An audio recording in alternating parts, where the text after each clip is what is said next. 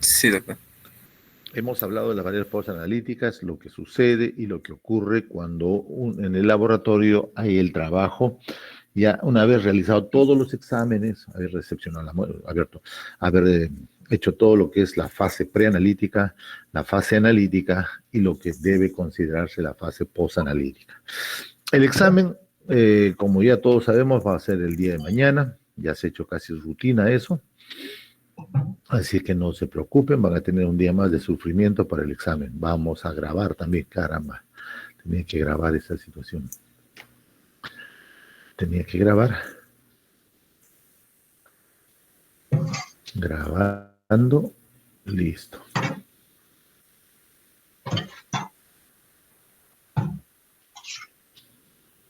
Iniciar grabación. Inicio.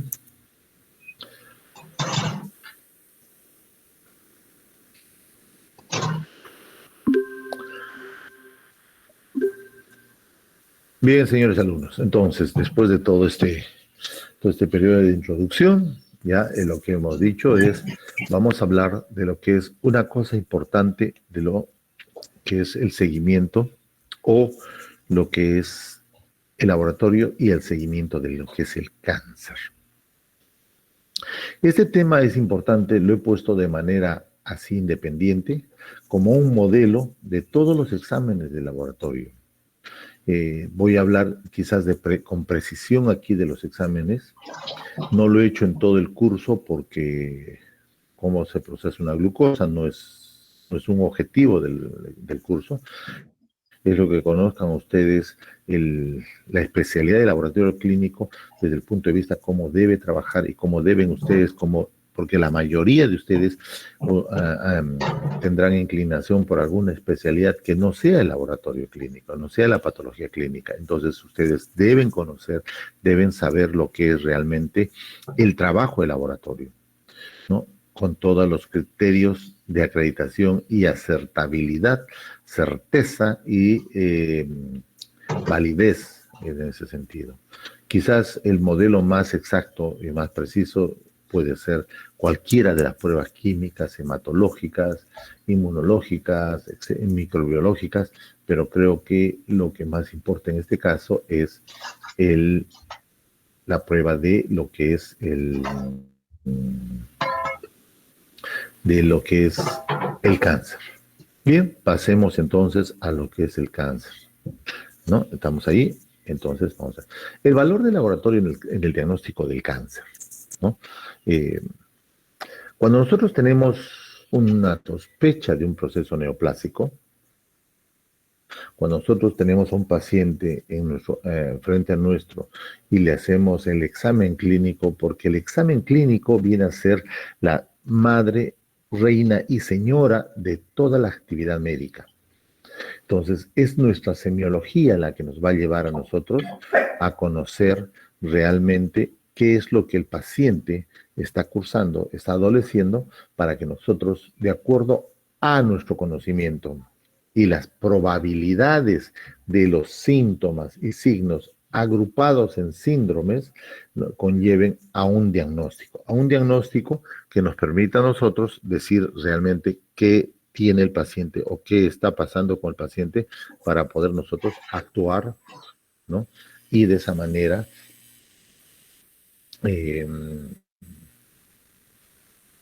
poder dar un diagnóstico y un respectivo tratamiento adecuado y preciso. Entonces, cuando hablamos de laboratorio, ante una sospecha de un proceso neoplásico, el laboratorio nos va a confirmar el diagnóstico, nos va a respaldar el diagnóstico clínico, porque no es simplemente el hecho que la mayoría hoy en día todos los médicos, en su gran mayoría, ¿qué hacen? Utilizan el laboratorio para obtener el diagnóstico, hecho que no es así. Entonces, ¿para qué están los médicos? Mejor que el paciente vaya de frente al laboratorio y se hagan los exámenes. Pero resulta que no, ¿cuáles son los exámenes precisos, indicados y los exámenes adecuados para su diagnóstico? Porque puede hacerse una 100.000 exámenes y ninguno ser el adecuado y preciso para su enfermedad. Cuando simplemente con un solo examen nosotros podemos saber su diagnóstico. Entonces, es la clínica la que manda y el laboratorio la que corrobora o descarta la sospecha de un proceso neoplásico. El laboratorio tiene también la función de orientar sobre el origen del mismo. El laboratorio nos permite a nosotros decir si realmente ese cáncer es de tal o cual estirpe o de tal o cual origen, porque el diagnóstico y el tratamiento sobre todo radica mucho en la diferenciación del origen de este proceso neoplásico. Es muy difícil, digamos, o muy diferente, no difícil, es muy diferente dar el tratamiento a un proceso neoplásico de estirpe epitelial que de estirpe mesenquimatoso, o de estirpe glandular, o de estirpe no epitelial, ¿no? Entonces podemos hablar allí nosotros de que el origen nos lo va a dar el laboratorio con mayor precisión. Como hay neoplasias que son altamente indiferenciadas, y entonces es allí donde el laboratorio entra a tallar en toda su extensión para que proporcionarnos justamente el origen y así poder dar un tratamiento correcto, adecuado y preciso. También nos permite el laboratorio dar una gran facilidad en localizar las metástasis. Entonces, ¿por qué? Porque podemos tener un proceso neoplásico que no podemos llegar desde nuestro punto de vista clínico, el examen físico y los exámenes quizás auxiliares como son los imagenológicos, de no localizar el proceso neoplásico, pero sí obtener dónde puede estar ubicado el foco o sus metástasis. Entonces, el laboratorio nos da un valor muy, muy adecuado, muy preciso, muy importante cuando este es en base a estos 3 puntos principales. El valor del laboratorio en el seguimiento del cáncer, cuando hablamos de seguimiento, ya no de diagnóstico, ¿no? Hablamos de seguimiento, nos permite a nosotros establecer 3 condiciones importantes. Son mucho más, pero las más importantes son, primero, cuando hacemos un seguimiento, nosotros lo que vamos a hacer es mejorar el curso de evolución para su recuperación del paciente frente a la enfermedad. Es decir, mejora al remitir la enfermedad. El laboratorio nos permite eso. ¿Por qué? Porque podemos empezar a decir que el paciente ya no está teniendo neoplasia, la neoplasia se ha vuelto inactiva, la neoplasia ya está desapareciendo o simplemente ha sido erradicada desde el punto de vista quimioterapéutico, quirúrgico, ¿no? O radioterápico. Entonces nos va a permitir a nosotros decir el paciente está mejorando o está empeorando. Y cuando hablamos de la condición de empeoramiento o recaída, es cuando nosotros podemos detectar en el laboratorio, ¿no?, la presencia de la expresión neoplásica a través de sus metabolitos o a través de sus componentes metabólicos, los que nos van a dar a nosotros, la condición de una recaída, o sea, una reaparición, una recidiva de la enfermedad, o cuando este paciente está completamente recuperado. O, ¿no?, cuando hay una persistencia, a pesar de que no hay una mejora, no hay una desaparición de la enfermedad, o no hay una reaparición de la enfermedad, no hay una recidiva de la enfermedad, y sin embargo el paciente sigue con el mismo proceso neoplásico presente. Nos va a indicar indirectamente, entonces, la presencia o la persistencia, ¿no?, de la neoplasia a través de procesos metastásicos ocultos. Entonces, son tres condiciones importantes que debemos tener en cuenta como el valor del laboratorio en el seguimiento del cáncer. Si alguno de ustedes tiene alguna duda o no comprende algún concepto o algún tema sobre estos tres puntos y los tres anteriores, puede tener la libertad completa de pedir la palabra y de esa manera interrumpirme para yo aclarar y poder explicarles con más detenimiento. Siéntanse con la suficiente libertad de poder hacerlo. ¿Me escucharon? Sí, doctor. Aló. No escucho, doctor. Qué raro, no los escucho. Buen día, Aló. doctor. Sí lo escuchamos. Ok, gracias. Porque no parece que estaba hablando en el desierto, no tenía ninguna manifestación de ustedes. Pero bien, ok. Entonces, este es el... Pero claro, ustedes me escuchan, pero yo quiero escucharlos a ustedes, pues. Así que, Ronaldo, habla. Sí, doctor, le estaba comentando que sí se la escuchaba. Ah, ya, perfecto, ya. Porque hay una alumna que sí habló de manera muy intensa. Eso está bien, muy bien, perfecto. Parece que tenía mejor Sí, lo volumen. escucho, doctor. Ah, ahí está, ya, perfecto. Continuamos entonces. Entonces, el laboratorio también tiende a ser de un recurso de tipo orientativo, o sea, orienta en el proceso de la atención de la enfermedad, centrado en ese tema en la neoplasia, pero puede ser en cualquier enfermedad, puede ser una enfermedad endocrinológica, puede ser una enfermedad infecciosa, puede ser una enfermedad metabólica, puede ser una enfermedad de cualquier naturaleza, puede ser un cuadro clínico que haya transgredido la armonía de la salud del individuo. Entonces el laboratorio nos va a permitir orientarnos en el curso de la atención médica en ese sentido. Que mejora, no mejora, recidiva, no recidiva, no pasa nada, sigue enfermo o simplemente nunca tuvo la enfermedad.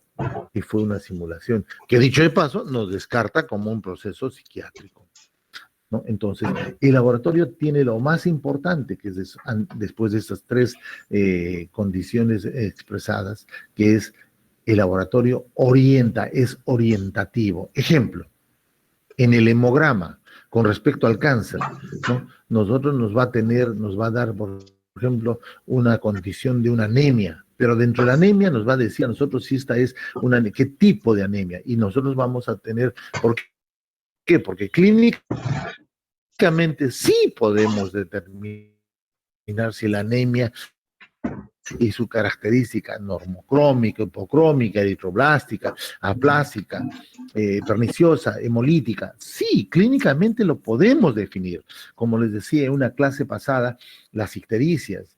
Nosotros podemos decir si esta ictericia es premicrosomal, microsomal o postmicrosomal. Y si nosotros decimos que esta ictericia, en otro término, ya no de tipo intracelular, que es microsomal, ¿no? Porque toda la bilirrubina, toda la hemoglobina se metaboliza en los microsomas de los hepatocitos. Entonces podemos decir que es premicrosomal, microsomal o postmicrosomal, y si queremos ser más groseros en la definición anatómica, entonces podemos decir prehepática, hepática o poshepática. Pero si nosotros queremos también decir que esta ictericia es desde el punto de vista clínico y semiológico, podemos decir que es una ictericia flavínica, rubínica o verdínica. Entonces nosotros podemos tener en la anemia también nosotros podemos definir clínicamente, semiológicamente, si la anemia es normocrómica, hiporcómica, eritroblástica, aplástica, de perniciosa o hemolítica. Pero nosotros podemos tener en el laboratorio de mucho más precisión y exactitud, con medicina basada en evidencias, que el laboratorio nos puede decir este tipo, esta condición de anemia. Y entonces podemos hablar que es una anemia normocrómica en un cáncer en general.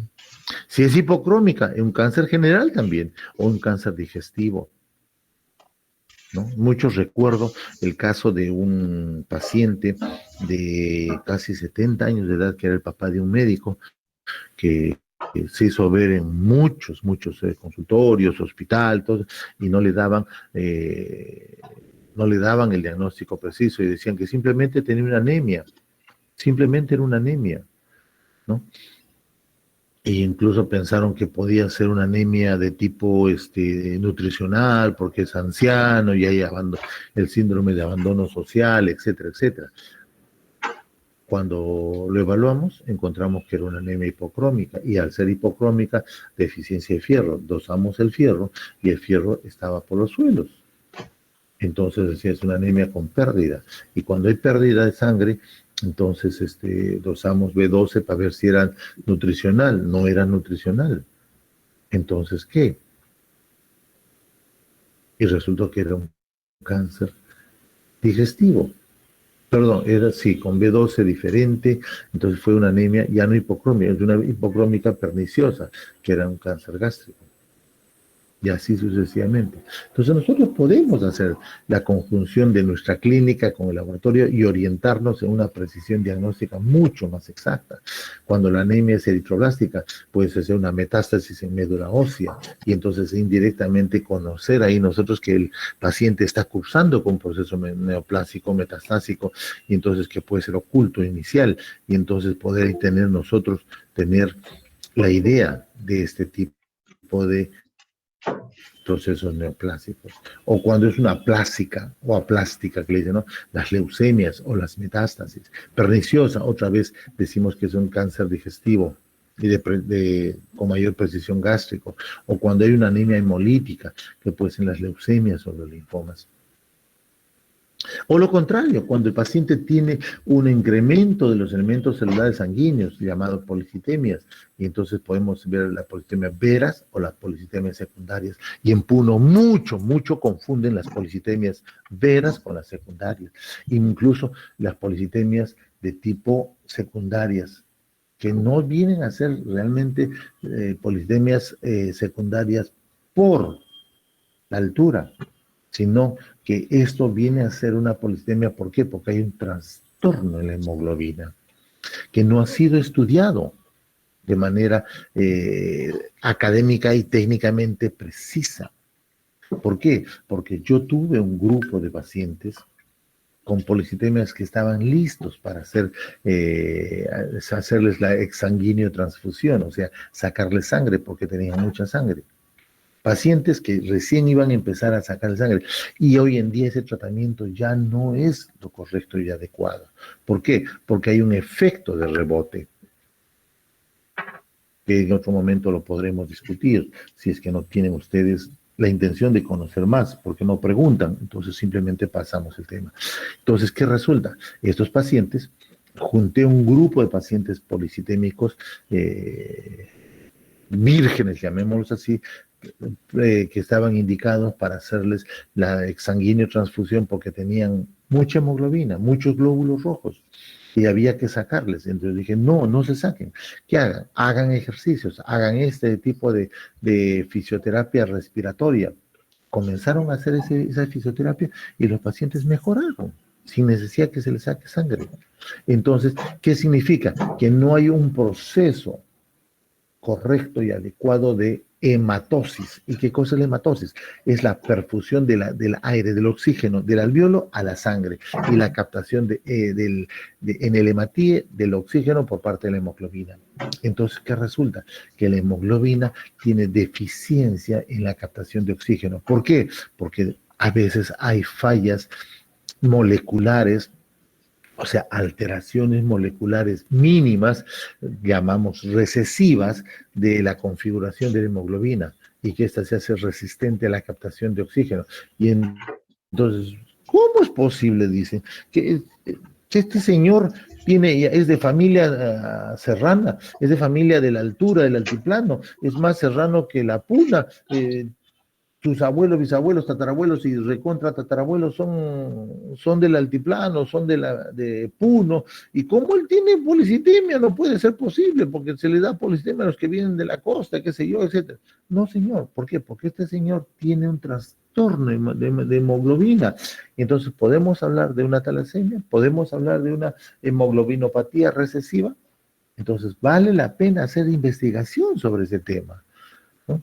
Porque la policitemia vera, la neoplasia eritroblástica, ¿no?, propiamente dicha, es muy rara. La mayoría son policitemias secundarias.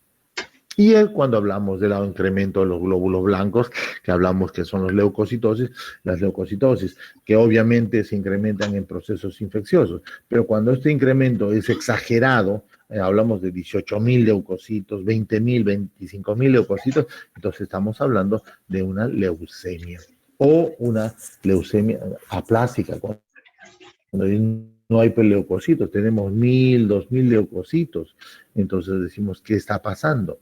Entonces también tenemos leucemias aplásicas. Entonces el laboratorio es tentativo en ese sentido, es orientador en ese sentido. Orientador en ese sentido, y eso nos permite a nosotros conocer, ¿no? Conocer lo que nosotros podríamos decir, la condición del paciente para ver cuál es su estatus biológico desde el punto de vista de lo que es la neoplasia. Entonces, nosotros tenemos ese recurso llamado laboratorio que nos puede permitir a nosotros conocer, ¿no? Conocer y saber qué es lo que está pasando con ese paciente desde el punto de vista de su cuadro clínico. Como dije, la capacidad de nuestro conocimiento clínico a través de nuestra semiología, ¿no? Podemos decir que el paciente tiene tal o cual enfermedad y darle el tratamiento adecuado, correcto, preciso o indicado para esa condición clínica. El laboratorio nos va a permitir a nosotros evaluar ese proceso, ya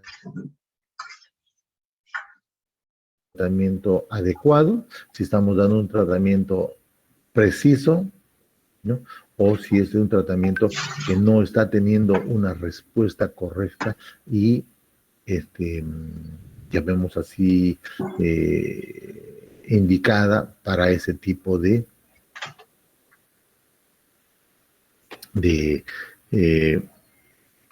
condición clínica. Entonces, el laboratorio, como decíamos, es orientativo. Es orientativo porque nos orienta en la condición. Una de las pruebas, y no solo para la neoplasia, sino para cualquier tipo de condición clínica, o sea, enfermedad del paciente, es la eritrosedimentación. Entonces, nosotros podemos tener, es una prueba súper barata, súper sencilla, es una prueba muy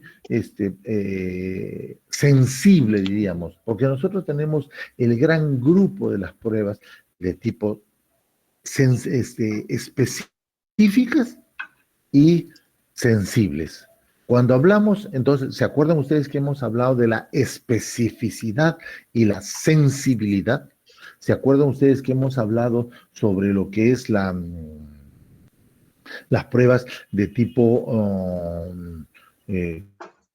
¿cómo se llama?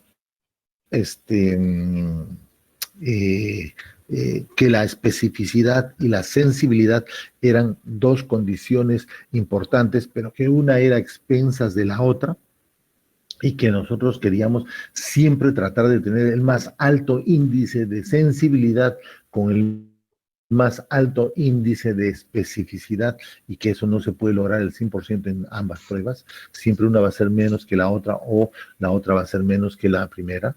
Entonces, pero esta prueba es muy sensible, muy práctica, muy barata, muy rápida, muy sencilla, muy de la mano, ¿no? De echar de mano, ¿no? Pero es muy inespecífica. Diríamos que esta es una de las pruebas más sensibles de laboratorio, pero es la más inespecífica también. ¿Por qué? Porque la eritrosedimentación nos va a determinar a nosotros una alteración del estado humoral del paciente. Una eritrosedimentación nos va a decir a nosotros que algo está fallando. Hay un proceso inflamatorio, hay un desequilibrio humoral en el cuerpo. Y esta puede ser acelerada, muy acelerada o mayor de 100 milímetros a la hora.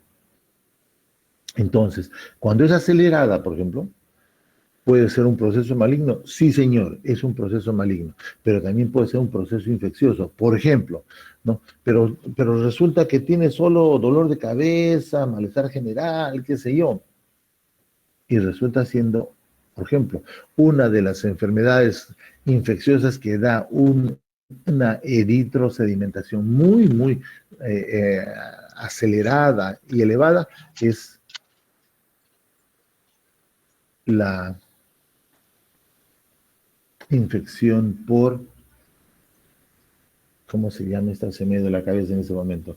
La fiebre malta, que viene a ser la, la que dicen que es muy frecuente en la leche de las cabras.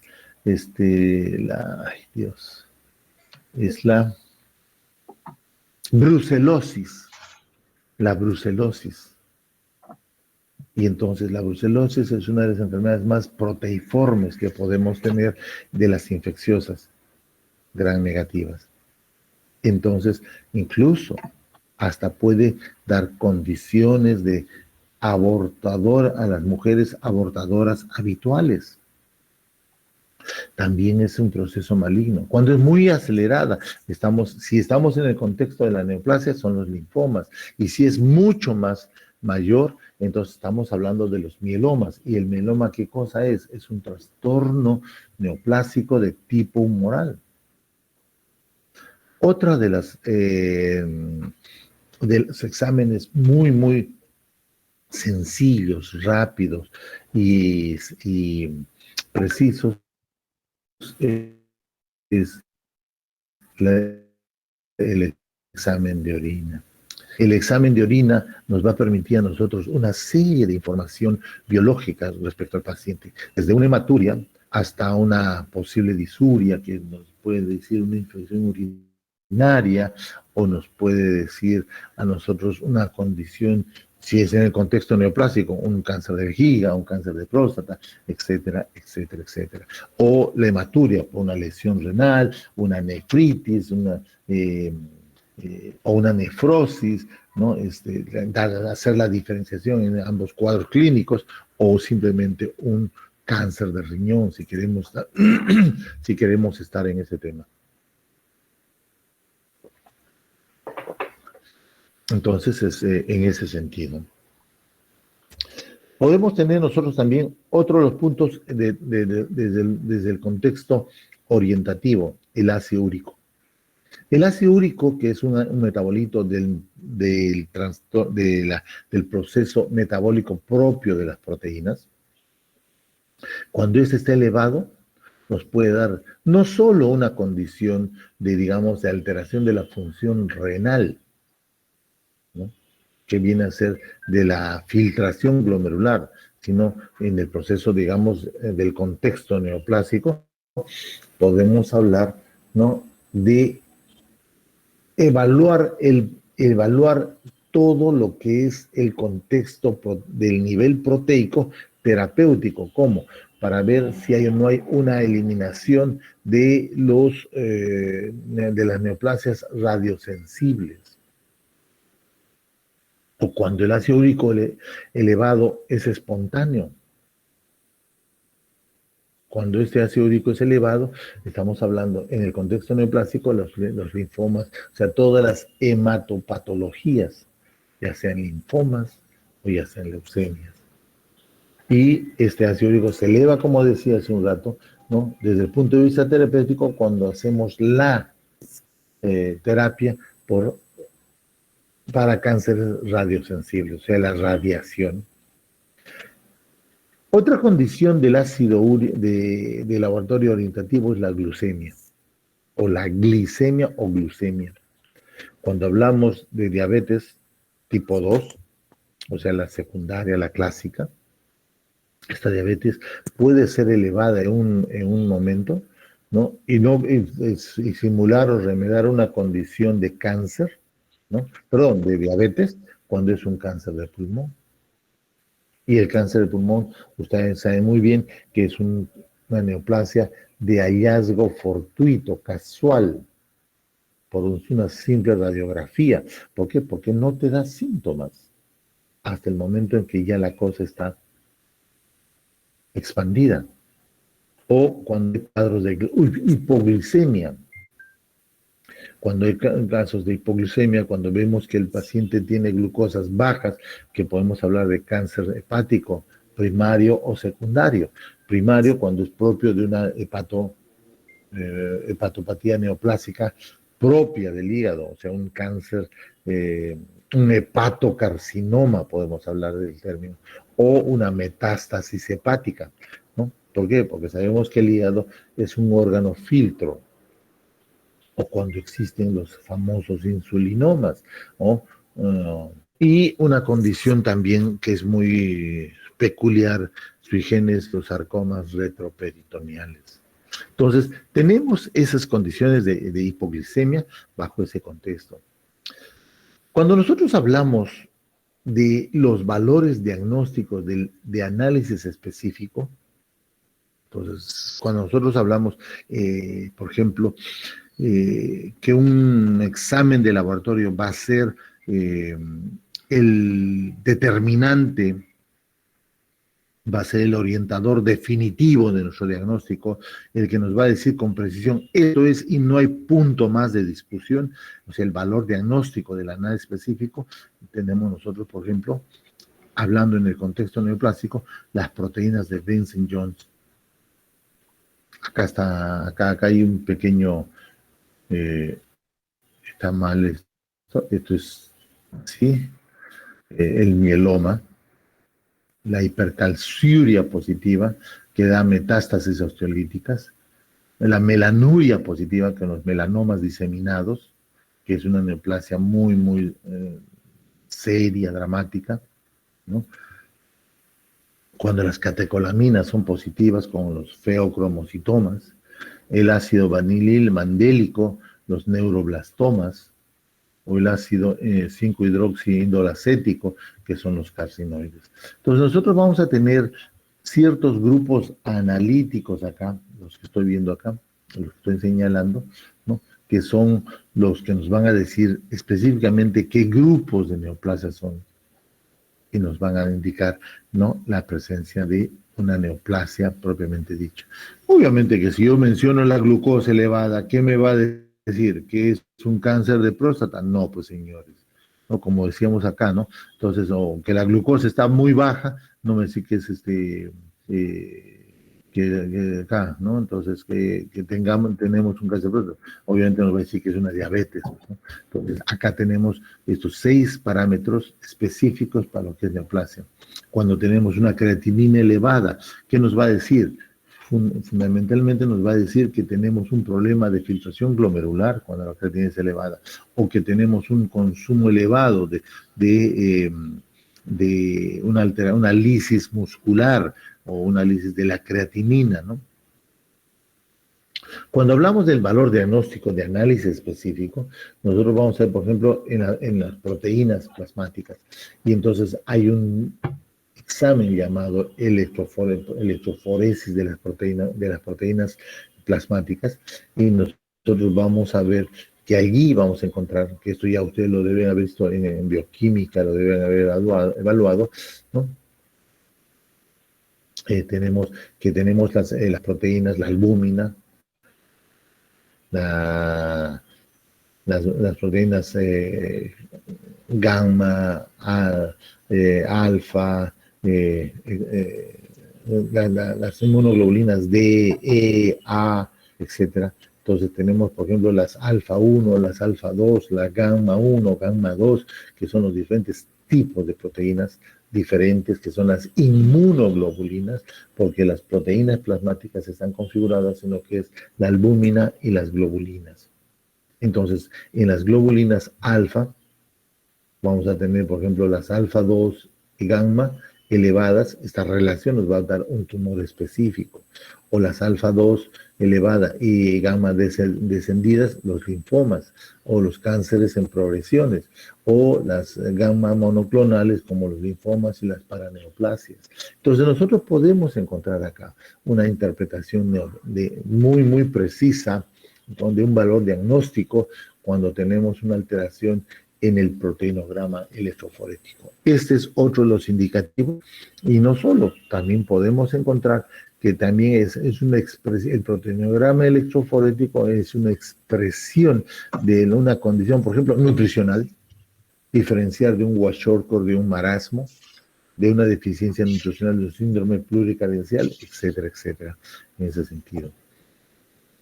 También nosotros hablamos dentro del grupo de las pruebas de laboratorio enzimográficas o las enzimológicas, de las enzimas de utilidad, y si nos le damos el contexto de a nivel oncológico, la enzimograma de utilidad oncológica.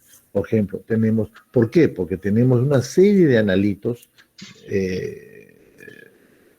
pruebas, ¿no? Que, por ejemplo, de tipo enzimáticas, por ejemplo, la lactodeshidrogenasa, la LDH, ¿no? Que puede estar elevada en la fracción. Las fracciones pueden estar elevadas en la LDH3 y la 5 en tumores específicos. Entonces, podemos tener eso, la deshidrogenasa láctica como una expresión de un tumor específico. La deshidrogenasa láctica elevada en suero puede ser un cáncer diseminado, un linfoma, una leucemia, ¿no? Mielocítica, como también puede ser un proceso inflamatorio. Entonces, es en nosotros los que tenemos que dar esa calificación de acuerdo a nuestra clínica, nuestra semiología y nuestro conocimiento y capacidad de diagnóstico. Entonces, nosotros vamos a tener un paciente que sospechamos que es una neoplasia, le pediremos la deshidrogenasa láctica más otros exámenes que orienten a una descarte de neoplasia. Pero si es un paciente que tiene otro cuadro clínico que no sospechamos neoplasia y tiene la deshidrogenasa láctica elevada, entonces estamos hablando de un proceso inflamatorio. Ejemplo, un COVID, y hay un problema respiratorio y le hacemos deshidrogenasa láctica, vamos a tener vamos a evaluar, calificar lo que se llama la tormenta inflamatoria del cuadro clínico. Entonces, o si tiene un proceso inflamatorio de cualquier causa, vamos a encontrar eso. Entonces, allí tenemos, si nosotros hacemos la deshidrogenasa láctica, por ejemplo, en el líquido cefalorraquídeo, ¿no? Y esta está elevada, vamos a hablar que es un tumor primario del sistema nervioso, o puede ser un tumor secundario del sistema nervioso central. Cuando hay nosotros tenemos un derrame, ya sea pleural, abdominal o cardíaco, nosotros podemos entender que hay una carcinomatosis serosa. Entonces, si hacemos la medición de la deshidrogenasa láctica en ese líquido biológico, ¿no? Ese derrame, una palabra. Entonces, tenemos nosotros también, por ejemplo, la fosfatasa alcalina, que es un analito muy frecuente usado en el laboratorio. Pero la fosfatasa alcalina, nosotros lo vamos a tener, ¿no?, en varios componentes químicos. Tenemos la fosfatasa alcalínica en diferentes condiciones, ¿no?, que al ser evaluado por el método clínico o el método de laboratorio indicado y evaluar el isómero respectivo, tenemos, por ejemplo, la fracción ósea, la fracción hepática, la fracción placentaria, la fracción tumoral, la fracción intestinal. Entonces nosotros vamos a ver acá que tenemos ciertas condiciones que nos van a permitir a nosotros un enfoque. Si sea fosfatasa alcalina, nos va a dar a nosotros una orientación de una patología ósea, una patología hepática, una patología placentaria, y de acuerdo a la condición clínica. Entonces, por ejemplo, si yo tengo una paciente gestante que tiene un trastorno, que va en camino inexorable a un síndrome de HELP, entonces nosotros evaluamos con fosfatasa alcalina y vamos a encontrar que hay un trastorno placentario ahí. Y si nosotros pedimos la fracción hepática, entonces estamos hablando de que este paciente va a tener una falla hepática posible y esta paciente puede morir, que es la famosa eclampsia. totalmente prevenible. O si este paciente no es mujer, no está embarazada este paciente, pero sin embargo tiene, por ejemplo, a la radiografía un tumor óseo.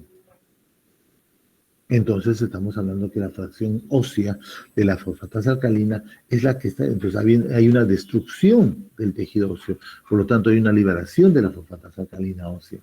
Entonces estamos hablando de que confirmando que hay una destrucción ósea por un tumor óseo. O si no tiene trastornos de la configuración morfológica del esqueleto, de los huesos, pero tenemos que este paciente tiene enrarecimiento de la masa ósea propiamente dicha, entonces estamos hablando de un trastorno endocrinológico. ¿De dónde? De las suprarrenales, de la calcitonina. Entonces estamos hablando de esa manera, nosotros podemos tener ese enfoque en ese sentido. La fosfatasa alcalina ósea, ¿no? En las metástasis osteolíticas, en el cáncer de próstata. ¿Por qué? Porque el cáncer de próstata va a dar una metástasis osteolítica. En el cáncer de pulmón, que va a dar o de mama o de tiroides. Entonces, la fracción hepática va a dar metástasis hepáticas, o hablamos de la obstrucción biliar hepática. Entonces, cuando nosotros pedimos una fosfatasa alcalina y yo la veo que está elevada, antes de pedir el fraccionamiento, yo tengo que ver a la luz esta elevación de esta fosfatasa alcalina con las transaminasas y las bilirrubinas. Y si vemos que las bilirrubinas están elevadas a predominio directo, o sea, postmicrosomal, ¿no? Y que tenemos que esta fosfatasa alcalina tiene que ver también que ahí, por ejemplo, las transaminasas están elevadas.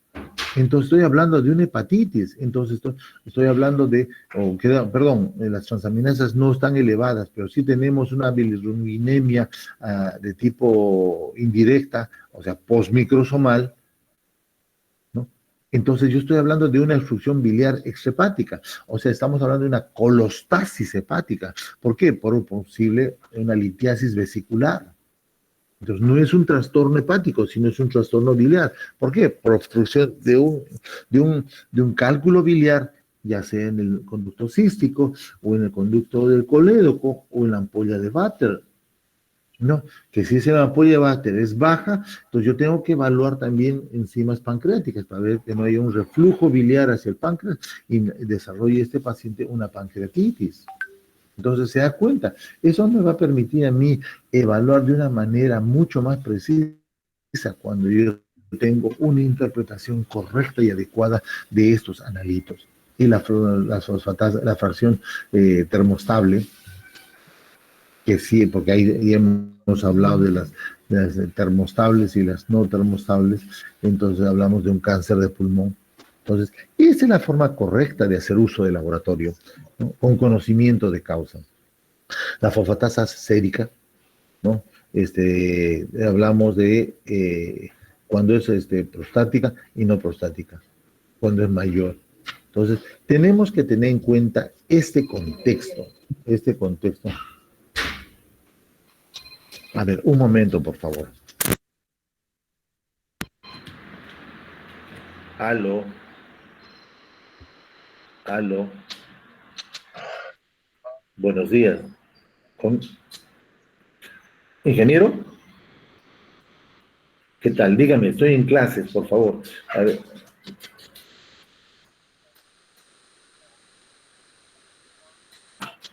Así, a las 12, 12:30, por favor, estoy en clases.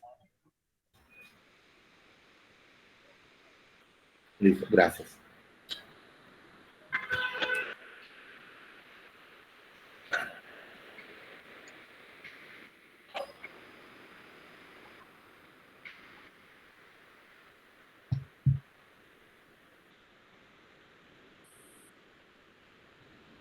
Aló, ¿se me escucha? Aló. Aló. Aló, ¿se me escucha? Sí, se le escucha, doctor. Sí se le oye, doctor.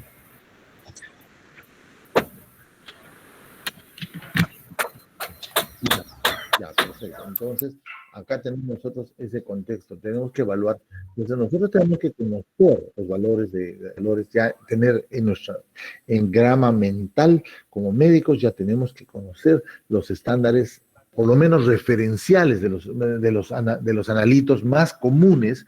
¿Para qué? Para tener esto en contexto y esto ceñirlos o adaptarlos al laboratorio en el momento en que el laboratorio tiene que hacer sus propios valores referenciales de acuerdo a la población que atiende. Entonces tenemos, por ejemplo, en la fracción prostática, la fosfatasa ácida, que es, porque tenemos fosfatasa alcalina, también tenemos fosfatasa ácida, y la fosfatasa ácida es otro de los analitos específicos, ya no alcalina, sino ácida, que esta es generalmente mucho más precisa o tiende a ser más específica, por ejemplo, con la próstata.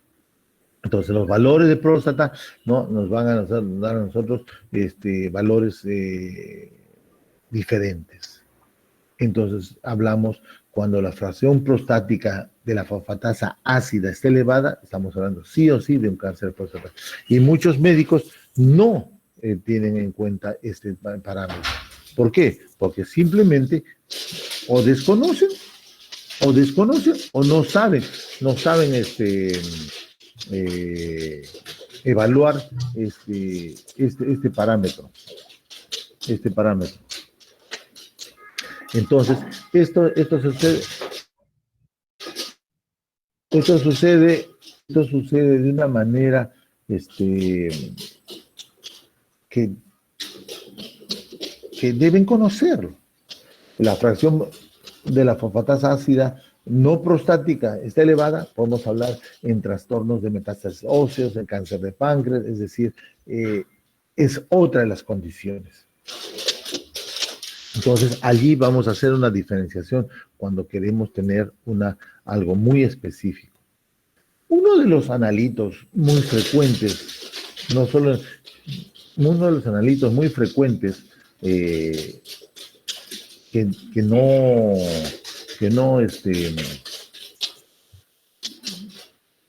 no, perdón, acá tengo una bulla de una mascota que no me deja concentrarme. Ya. Hablamos de la 5-nucleotidasa, que generalmente es un analito asociado a enfermedades hepáticas. Esta 5-nucleotidasa si bien es cierto que está asociada a enfermedades hepáticas porque es un intermediario metabólico de los procesos del hepatocito, procesos metabólicos del hepatocito, tiene que estar asociado para su interpretación con la fosfatasa alcalina hepática, fracción hepática, o total si queremos dar el término. Entonces, esta 5-nucleotidasa es un marcador, entre comillas, tiende a ser un poco más orientado a ser marcador tumoral, ¿no? ¿Por qué? Porque nos va a dar o procesos metastásicos hepáticos o óseos, ¿no? Entonces, cuando es asociado a la fosfatasa alcalina con la núcleo 5-tidasa elevada, sí vamos a tener un compromiso hepático metastásico, que puede ser de tipo neoplásico, si es caso de la mujer, ovárico, útero, etcétera, etcétera. En el varón, como en la mujer, gástrico, pancreático, ¿no? Entonces, allí vamos a ver que hay un compromiso hepático. Pero si es una 5-nucleotidasa negativa más fosfatasa alcalina, entonces tenemos ahí nosotros que puede ser una neoplasia de tipo metastásica ósea, en ese sentido. Entonces nosotros podemos tener, a la luz de la interpretación de los diferentes analitos, en el contexto neoplásico, ¿no?, nos puede dar una orientación. Y esta misma orientación también se puede dar con los diferentes analitos sin necesidad de ser el contexto neoplásico. Por ejemplo, cuando hablamos exclusivamente de los marcadores tumorales con utilidad clínica, tenemos, por ejemplo, el famoso antígeno carcino embrionario, el CA, que le llaman ustedes, que ustedes han escuchado hablar del CA, carcino embrionario antigen en inglés, ¿no?, que es un marcador tumoral digestivo y de mama. Este marcador normalmente debe estar en valores mínimos, muy reducidos, ¿no?, muy reducidos, Pero si estos se elevan, nosotros tenemos que sí o sí sospechar de una neoplasia digestiva o de mama. Tenemos otro marcador tumoral, ¿no? Que es el cancer antigen, ¿no? El cáncer antígeno 15,3 o 15,3 que le llaman, ¿no? Que es específico de mama, ¿no? ¿Por qué? Porque los receptores de membrana de las células neoplásicas de mama van a tener esta proteína específica presente y nosotros vamos a poder identificarla. Es una proteína. O el CA125, el carcinógeno antigen 125. En inglés es CA, ¿no? El cáncer antigen, o sea, antígeno carcinogénico 125, que es propio de ovario. Si nosotros tenemos una mujer de edad o joven, puede ser de 40 años o de 60 años, con un tumor abdominal bajo, que a la ecografía nos indica que puede ser un ovario crecido, pues no vamos a pensar más que en cáncer inmediatamente. Y entonces, inmediatamente lo que vamos a poder hacer es para confirmar nuestro diagnóstico, es pedirle un CA125. Y si este está elevado, estamos hablando de un cáncer de ovario. Lo primero que debe hacerse es una exéresis pélvica, sacar todo la piel, porque estos cánceres son muy dramáticos. El 19-9, que es de colon y de aparato digestivo. Entonces, si yo tengo una asociación, yo le pido dos antígenos, el CA y el 19-9, yo estoy asegurando el problema de tipo digestivo, ¿no? Entonces ahí puedo decir que es un cáncer de estómago, un cáncer de colon, no sé. Y si, digamos, el CA está elevado y el 19-9 está más elevado, ¿a qué me orientaría? Que es un cáncer de colon. Pero si el colon, el CA19 está elevado y el CA también elevado, puedo pensar, y no hay problemas de evacuación o estreñimiento, qué sé yo, puedo pensar que hay un problema gástrico, ¿no? Y así sucesivamente. O el PSA, el antígeno prostático específico, que esté elevado o que es expresión de lo que es próstata. Entonces, tenemos este tipo de condiciones. La alfa-fetoproteína, la AFP, no es AFP de lo que es la jubilación, no, sino la alfa-fetoproteína es una proteína propia de la replicación celular, que está muy elevada en la condición del estado gestacional del feto. No, entonces, una gestante sí va a tener alfa-fetoproteína elevada. ¿Por qué? Porque el feto está desarrollándose de manera acelerada. Podemos decir que es una neoplasia, neonuevoplasia, formación de células nuevas, pero de manera organizada. Mientras que la neoplasia maligna es una neoplasia, ¿no? Maligna, que quiere decir que es un cáncer. Entonces, neoplasia benigna, podríamos decir que es un embrión y feto primario. Y neoplasia maligna, podríamos decir que es un cáncer. No, podríamos decir, no lo estoy aseverando diciendo que es una condición, pero ahí hay un elevado índice de la alfa-fetoproteína, que es una proteína propia de la replicación celular. Entonces, tenemos que esta alfa-fetoproteína es propia del hígado, y entonces estamos hablando de un hepatocarcinoma, un cáncer de hígado primario, o de tumores digestivos. Entonces, si yo tengo un marcador tumoral como, por ejemplo, un antígeno carcinoembrionario, un CA más un 19, más un 19,9 más un alfa-fetoproteína elevado, entonces de seguro que ya voy a tener un problema tumoral neoplásico de aparato digestivo. Entonces, ese es el tema que podemos... Sigue nomás. Ese es el tema que podemos tener en cuenta. ¿Estamos?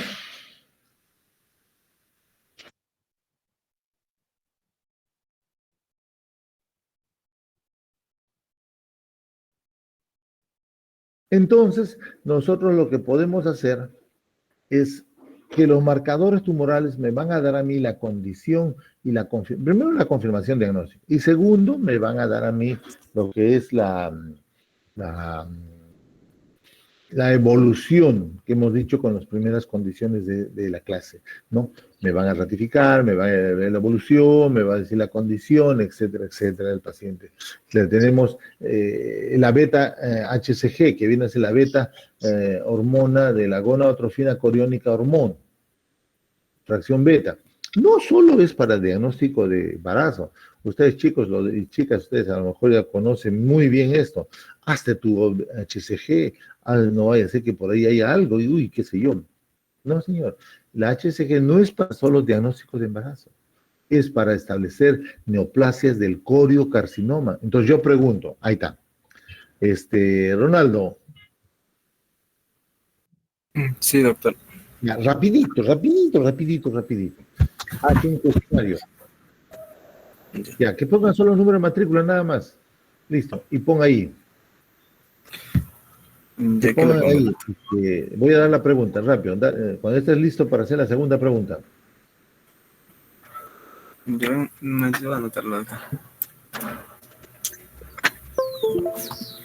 Ya, te mando al privado, al WhatsApp privado, te mando la pregunta. Ya. ¿Listo? Yo voy a crear ahorita una encuesta, ¿no, doctor?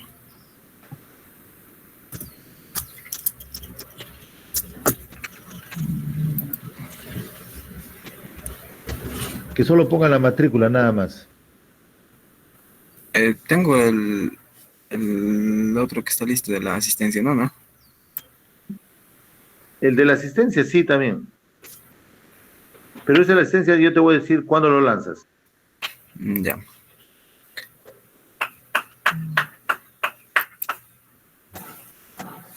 Ya, doctor. Tengo ahorita. Ya, ya me envió las preguntas. No todavía.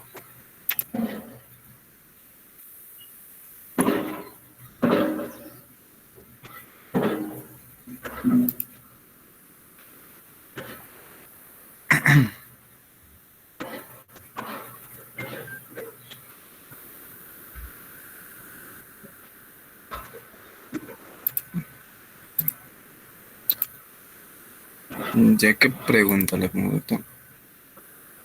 Ya te lo he mandado al WhatsApp personal. Ya. Simplemente que respondan sí, no, nada más. Y tiene exactamente 3 minutos para responder. Después de 3 minutos, no, cuando lo lances, yo acá lo voy a ver en el mensajes de la llamada, Ya. el link. Y, muchachos, me responden en 3 minutos. No va a ser calificativo eso, no tiene, va a tener una nota de, vamos a ver si en qué nivel se encuentran ustedes.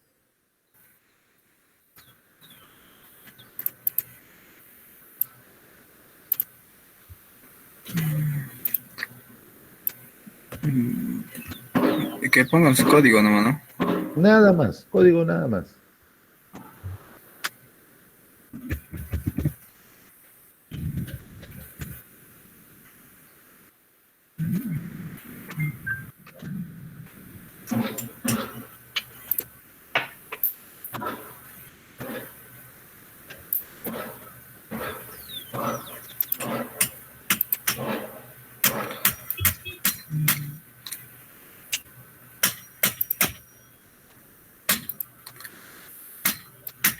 Ya, ya lo envío, doctor. Al chat del Meet nomás, ¿no?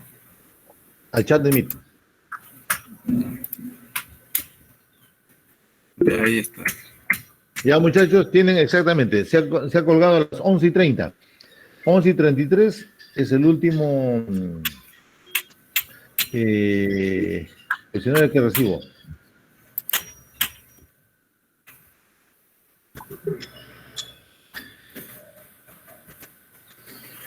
Todos respondan.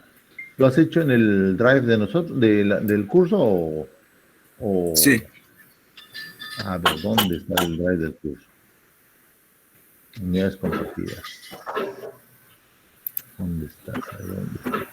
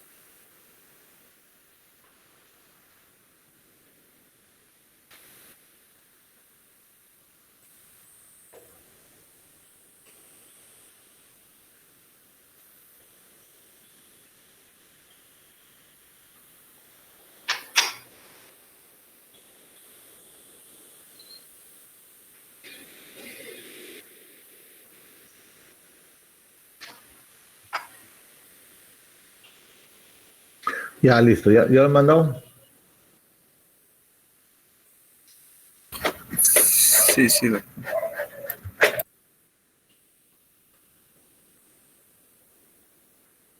Ya, ok, continuamos con la clase, ¿ya? Ya, ahí sale la hora, toda esa cuestión. Bien, muchachos, entonces, para decir, son 11:34 ya. La gonadotrofina coriónica, que si bien es cierto, es un carcinoma por lógica, sí en los varones también se puede encontrar. ¿Por qué? No es solo patrimonio de las mujeres. ¿Por qué?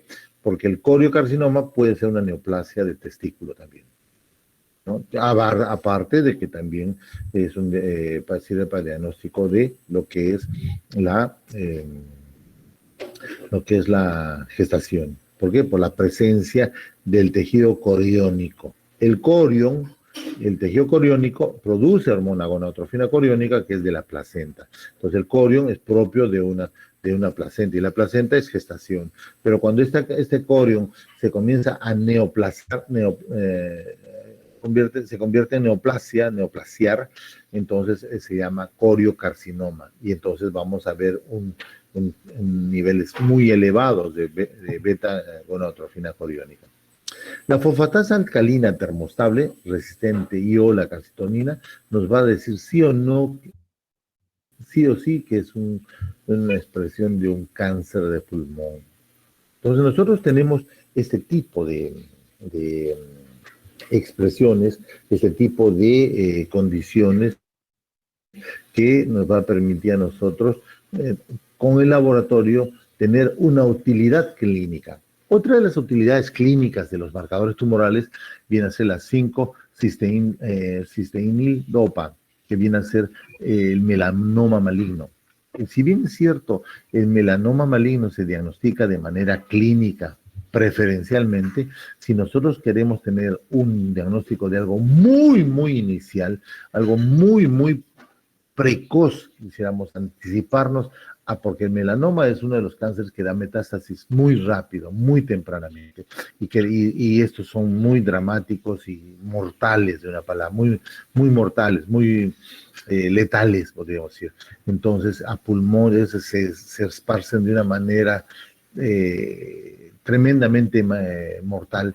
Entonces, queremos nosotros anticiparnos, podemos hacer el diagnóstico de la 5-cisteinil dopa, que es propio del melanoma maligno. Si están los valores elevados, nosotros vamos a anticiparnos a una posible, digamos, metástasis casi inminente del paciente. La beta-2 microglobulina, más la gamma, eso viene a ser más la globulina gamma monoclonal, nos va a dar a nosotros el mieloma múltiple, que es una de las neoplasias óseas, como también hay mielomas del tejido conectivo, que son otro tipo de expresión clínica. O la 5-hidroxitriptamina, ¿no? Que nos va a dar a nosotros una expresión de un feocromocitoma, que es producto de las glándulas suprarrenales. Entonces, tenemos nosotros una serie de componentes que nos van a permitir a nosotros tener una expresión de laboratorio. Yo hasta este momento he hecho lo que es la utilidad del cáncer, el seguimiento del cáncer. Si ustedes tienen alguna duda, alguna eh, eh, inquietud de preguntar, por favor, es ahora donde te tienen que hablar. ¿Dudas? ¿Inquietudes?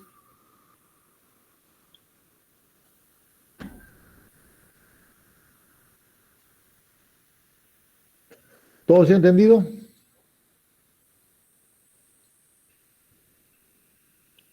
Tengo una Aló, pregunta o una duda, doctor. dime. El que tiene temor de hablar o se siente corto de hablar puede escribirlo al chat del Meet. Ah, bueno, era sobre, bueno, algo que había pasado. En el 2018, más o menos, a mi mami le diagnosticaron linfoma.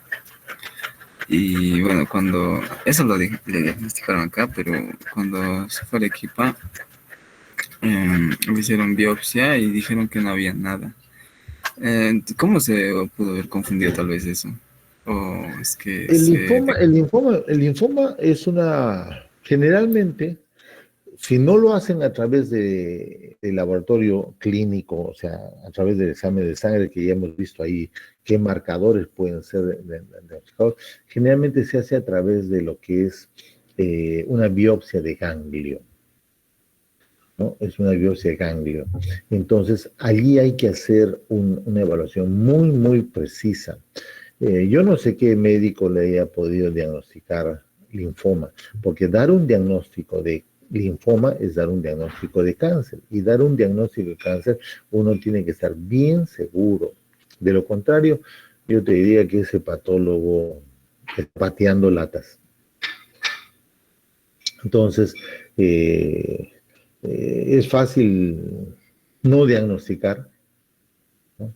Pero es muy difícil diagnosticar cáncer. Y cuando uno tiene que diagnosticar cáncer, tiene que estar bien seguro. Para eso hay una serie de pruebas adicionales para reconocer lo que es una neoplasia de tipo linfoma. Y dentro del linfoma podemos decir dos tipos de condiciones, la Hodgkin y la no Hodgkin. Entonces, ese es el tema. Entonces, yo diría que ese patólogo estaba pateando latas. Que me disculpe el colega, pero que diagnostique el linfoma y después que le hagan la evaluación y no tiene nada, por favor. Entonces, ¿qué quiere decir, no? Que se lanza fácilmente, va a decir un diagnóstico muy serio.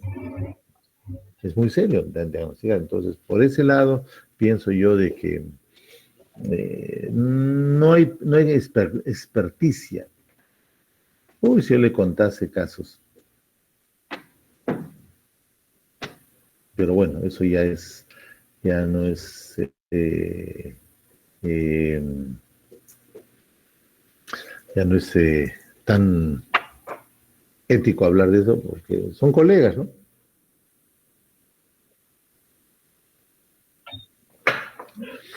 Entonces, Doctor, dime, a ver, vamos a ver, estoy acá vamos a dejar de presentar, ya, que tener la presentación. Listo, muchachos, a ver, te escucho.